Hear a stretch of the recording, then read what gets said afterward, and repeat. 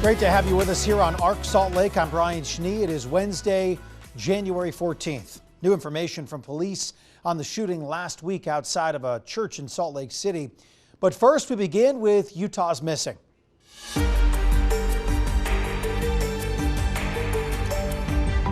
Elizibeth Green has been missing since April 17th, 2024. About a year ago, we aired a few pieces about the remote location where Lizzy was last seen. Way out in Utah's West Desert. So Salt Lake is up here. The small town of Callao, way over here. Only about 50 people in that town. It's in the far western portion of Juab County. Give or take, there was about 24 people when we were there a few months ago. So Lizzy recently turned 23 years old. She's still missing and hasn't been heard from since she seemingly vanished. Previously, we've shared coverage with Lizzy's mother and other family members, but for the first time, I spoke with Elizabeth's father, who lives in Illinois. He told me that Lizzy came back to Utah a year or two prior to her disappearance to participate in Job Corps, which we previously reported. Here's part of my conversation with her father, Cale Green. What do you think about when it comes to your daughter here? And do you feel like she's okay? I mean, as any parent would, you hold on to the hope that they're still alive until proven otherwise. Sadly, the mind wanders, and I've seen enough true crime documentaries and stories and podcasts, and to know the world's an evil place. And the scenarios that have ran through my mind, none of them have been well. And I guess sadly, the only one that would involve her still being alive to some degree would be that she was being trafficked. And, that's not a fate that I'd wish upon anyone to begin with. All the other scenarios, lead to finding a body somewhere. And, that's nothing a parent wants to ever have to deal with either. You mentioned not kind of giving up hope. Have you had the conversations at all with the sheriff out there in the sheriff's office? Have they reached out to you about anything over the last year or so? No, they haven't reached out to me at all. And when I've reached out, I've been told, they have no new information. Whether or not they're saying that to protect their investigations or not, I don't know. Part of me believes that they're not taking it seriously because she's not a minor. Also, due to some things they found on her social media that, were of adult nature, I don't think that they're taking it as seriously as if it were, a minor or, an upstanding citizen of, a politician's child or, lawyer or whatever. I don't think that she's getting enough attention, but at the same time, I think every parent that has a missing child feels that their child isn't getting the attention that's deserved until they're found. Well, I appreciate Cale speaking from the heart and from the gut and being honest. The Juab County Sheriff's Office is investigating this case. We've shared the information from detectives written in search warrants, but we haven't been able to speak with Juab County about anything related to this case. It's not for the lack of trying. I can show you the texts and emails and phone call attempts, even public record requests way back when. It's unclear why Lizzy would have really left Callao in the first place. There have been plenty of theories that have been floated out there over the last year and a half or so. I don't see her leaving and just ghosting everybody. Even her friends of many years haven't heard from her since she's gone missing. And, there's been no kind of social media presence at all since she's gone missing. And that's not like any 20-year-old that I know, period. It breaks my heart. And I can't believe that, in today's technological era, that there isn't some kind of digital footprint somewhere. I mean, they explained the fact that there was only one cell tower within 100 miles where she was at, and So when it did ping, it said she was on the Air Force base or whatever it is over on the other side of the mountain. And, they couldn't use that to triangulate any kind of actual location. And then her cell just went dead. In fact, I've only ever had two people say that, they seen someone that looked close to it, to Elizabeth. And, one of them sent me a picture, and the girl did look close, but she had some distinguishing markings that weren't or Elizabeth. So, but other than that, it's been really hard to not knowing, as hard as it might be to find out what has actually happened. Not knowing and the what ifs are so much worse. People don't realize, how much torture we put ourselves through just thinking of, what could be happening to our babies out there when they go missing. And I'm not going to give up until she's found, and whoever's responsible faces justice.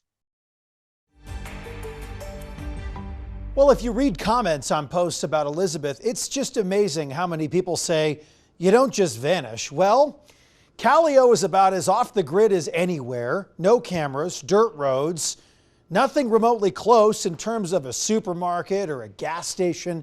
There have been no real monitored or mentioned pieces of evidence that have been found and shared, or in the case of search warrants, signs of technology haven't really seemed to help the investigation. There's a cell phone tower out there. You heard about that. That's way out on the Dugway side. Everything seems to ping to that one tower. There's not many towers out there that would have helped pinpoint a solid location of Elizibeth Green's whereabouts back in April 2024. I went out there. I was out there within 3 days of finding out that she was missing. We'd made the trip out there to see for ourselves and get a lay of the land. And it's I can't remember what town we met Paul and Vanessa in, but I know it was like still a 2.5 hour drive through the mountains to get to where they were at. I do want to ask you about Callao, because there's a lot of people that will see this coverage on social media that go, oh, someone just doesn't disappear. There's cameras everywhere. Not in Callao. Callao's not like a city or even a suburb at all. No, not at all. I live in rural Illinois, and we've got remote areas, where it's nothing but cornfields and whatnot, but there's still, a town within 5, maybe 10 miles, not just open desert and mountain ranges for hours upon hours. I was totally taken away by the remoteness of that place. And my thoughts, being from Illinois and with my background, whatnot, was, this is the kind of place someone goes to disappear to, not disappear from. If anybody knows something, please say something. It's been too long. And I just, with the remoteness of where she was at, I know that if a strange vehicle came through the area, it would have been noticed, because when I came out there, the local group chat lit up like a Christmas tree. Who's here in the black SUV? What are they doing? Because strangers don't just come out there. Yeah, I mean, I realize there's not cameras and whatnot, but somebody's seen something and noticed something. Elizabeth, 5'11", light brown hair, now 23 years old. It's been a while, but her last known clothing was a tie-dye hoodie, light blue pair of jeans, black Converse sneakers, had a white purse with her. She was leaving her home, a trailer she lived in with her mom, stepdad, and we believe at least one brother. She was heading to work for her first day at a nearby ranch, maybe a couple stones throws away, never showed up. If you see someone that looks like Elizabeth or have any idea where she may be, by the way, since we put this out last week, I've had a few messages about people that may look similar. That's what I'm talking about, people. This is why we do this. Keep your eyes open. And if you see anything, call the Juab County Sheriff's Office, 435-856-0358. There is a lot to Elizibeth Green's story. And as always, there's a lot of sensitive information that I balance when reporting on these cases. Head to our YouTube page to learn more about this case. We will continue to cover it. Some of you, I just checked my Facebook post right now sharing about this episode. Some of you have said this is the first time I've seen this, which is remarkable because we have shared this numerous times. To stay in the know on Utah's missing persons cases or cold cases, join me every Wednesday here on Arc Salt Lake at 7. That way you can stay in the know. We're dedicated to helping Utahns find their loved ones, get answers or closure. You can reach out to me directly, as many of you have. If you have a case you'd like us to look into, please do. Coming up on Arc Salt Lake, the first arrest made in connection with the Rose Park shooting at a church 1 week ago. What evidence led police to identifying this suspect?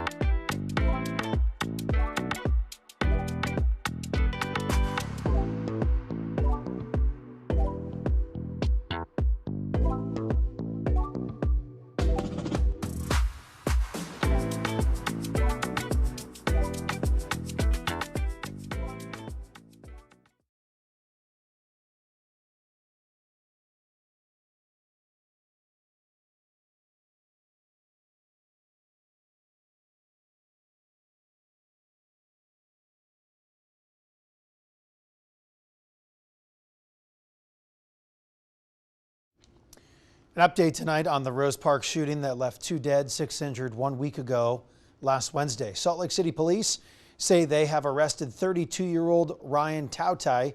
He is accused of obstruction related to a homicide investigation. Earlier today, Salt Lake City Police Chief Brian Redd revealed new information about the investigation. Take a listen. So yesterday we arrested 32-year-old Ryan Tautai. for obstruction of justice in connection with the Rose Park shooting last week. Tao Tai is seen on video outside the church. Videos obtained through the investigation show Tao Tai handling a gun consistent with one recovered at the scene. Videos from the day of the shooting show Tao Tai driving a car where the passenger is displaying the same gun. Tao Tai remains a person of interest in the shooting, but that remains under investigation. Tao Tai does have affiliation with the Tongan Crip gang. Other individuals involved also have the same affiliation, but we're still trying to determine if that played into the violence. We believe that there were at least 2 shooters, but there could be more. And, you know, the investigation continues on, and our detectives are working, you know, overtime to resolve this issue, and they're doing a great job. Lack of cooperation or lack of information from potential witnesses continues to be a challenge for us in this investigation. You know, so anyone that has information, we would ask you to come forward and contact dispatch. You can be anonymous. I do want to thank those who have come forward and provided tips and information. We're following up on all leads. We have been receiving information, and we'll continue to follow up on any leads that we receive. I think the last update, 4 more victims have been released from the hospital since the last press conference. There's 1 remaining in the hospital with non-life-threatening injuries.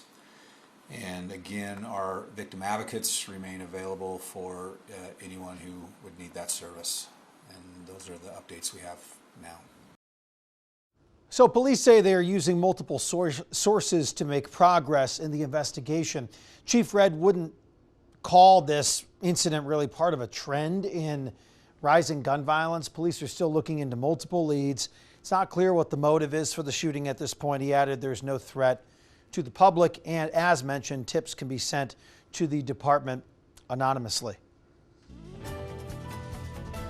Getting to your forecast here, it hasn't given up yet. The inversion just holding down on the Salt Lake Valley day in and day out. Here's meteorologist Chase Thomason with our first alert forecast. Another day dealing with these strong valley inversions here in northern Utah, and you can see that haze and the pollution. Hard to see the Oquirrh Mountains from Draper, and it got even worse during the afternoon. We're dealing with some pretty nasty air. It is unhealthy for sensitive groups.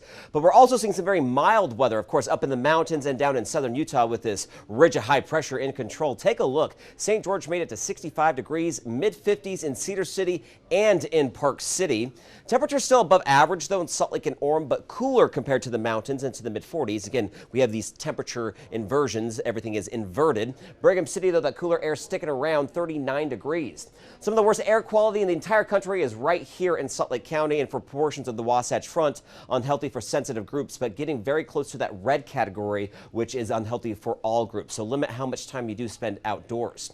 How long will this inversion last? That is a big question. It might weaken just a little on Friday. Unfortunately, I don't think we're going to break the inversion, and it strengthens back again over the weekend. We need a storm, and there is one in the forecast. Fingers crossed it continues to stay in the forecast by the end of next week, but that's still more than a week out. Big ridge of high pressure. Look how dry we are out west from Washington all the way down to New Mexico. Kind of crazy to see this in January. We need that jet stream a little bit more closer to Utah.